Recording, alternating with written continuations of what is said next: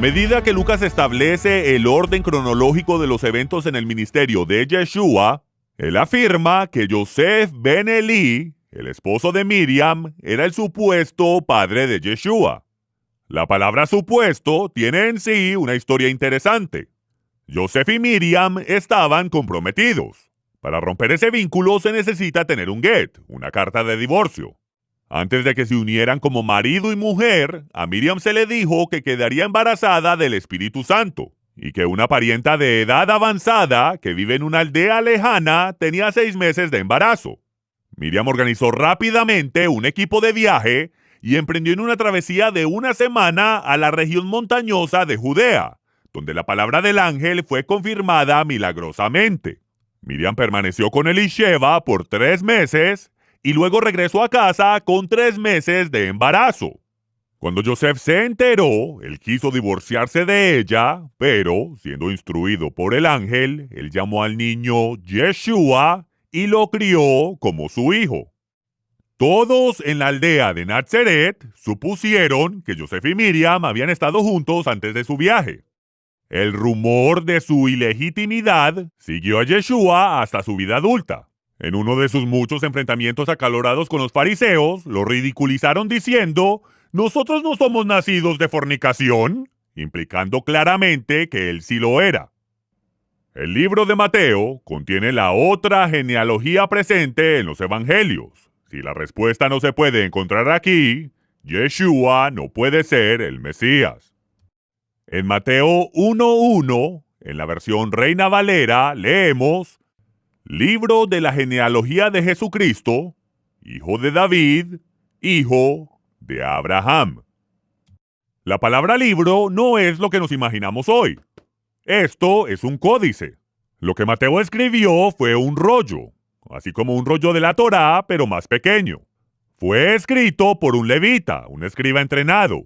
Fue escrito en pieles de ovejas y lo escribió en hebreo. Este hecho está confirmado por los historiadores de los primeros 4 siglos. Y es la genealogía de Mateo que afirma que Yeshua es el Mesías, el hijo de David. Al final de la genealogía de Mateo, el versículo 17 dice: de manera que todas las generaciones desde Abraham hasta David son 14 generaciones. Desde David hasta la deportación a Babilonia, 14 generaciones. Y desde la deportación a Babilonia hasta el Mesías, 14 generaciones. Este ingenio lingüístico numérico, 3 conjuntos de 14 generaciones, asegura que nada se pueda agregar o sustraer del texto sin que se revele el error. Esta es una masorá interna, o cerca alrededor de la información, que la protege de la manipulación intencional o de una mala traducción. Los versículos del 2 al 6 detallan el linaje de Abraham al rey David. Este linaje se puede corroborar con la Torá y los Ketubim, los escritos antiguos hebreos. En verdad que hay exactamente 14 generaciones de Abraham al rey David. Los versículos del 6 al 11 detallan el linaje desde David hasta el exilio a Babilonia.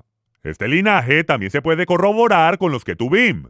Igual como se ha dicho, hay exactamente 14 generaciones. Los versículos del 12 al 16 detallan las generaciones desde el exilio a Babilonia hasta el Mesías. Pero cuando corroboramos este linaje con los Ketubim, vemos que faltan 3 reyes de este linaje. ¿Por qué? La masorá interna indica que hay 3 conjuntos de 14. No se nombran todas las generaciones, pero las generaciones que son nombradas se cuentan.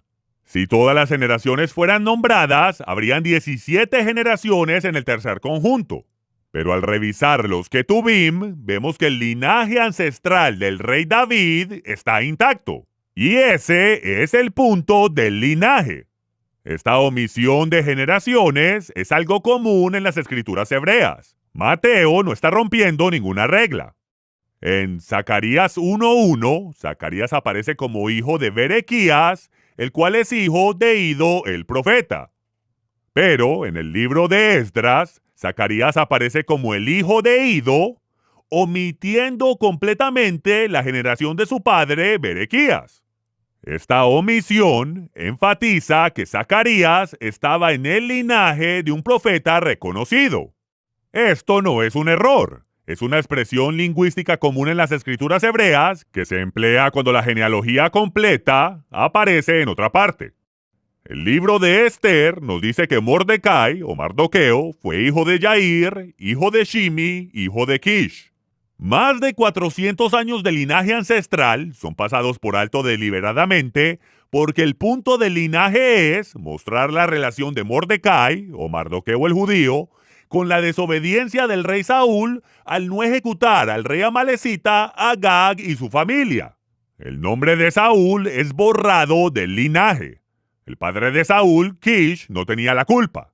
El hijo de Saúl, Shimi, no tuvo la culpa de la conspiración eventual de Amán, el agageo, para exterminar a los judíos por culpa de su padre. Así como fue escrito el linaje de Mardoqueo hasta Kish en el libro de Esther, la cerca interna en el libro de Mateo fue erigida por un hombre santo de Dios que fue movido por el Espíritu Santo a hacerlo. El Todopoderoso sabía que el linaje sería manipulado y cualquier discrepancia sería evidente en cualquier idioma en que se tradujera el registro de Mateo, si el lector pudiese contar hasta 14. Ahora, en el versículo 12. Abreviado. Después de la deportación a Babilonia, Jeconías engendró a Salatiel, que engendró a Zorobabel, que engendró a Abiud, que engendró a Eliakim, que engendró a Azor, que engendró a Sadoc, que engendró a Akim, que engendró a Eliud, que engendró a Eleazar, que engendró a Matán, que engendró a Jacob, y Jacob engendró a Yosef, el esposo de Miriam, de la cual nació Yeshua, llamado el Mesías. Contando las generaciones enumeradas, encontramos que Jacob es la 11ª generación, haciendo a su hijo Yosef la 12ª generación. Yosef, siendo el esposo de Miriam, está en la misma generación. Miriam es la madre de Yeshua, haciendo a Yeshua la 13ª generación. Es imposible el extraer más.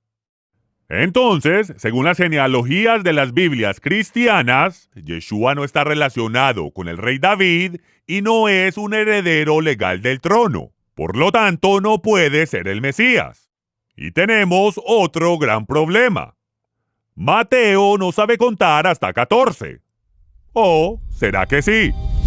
Necesitaremos profundizar más de lo que nos permite una traducción al español, que proviene de una traducción griega, que proviene de una traducción aramea, de un libro que Mateo escribió originalmente en el lenguaje hebreo.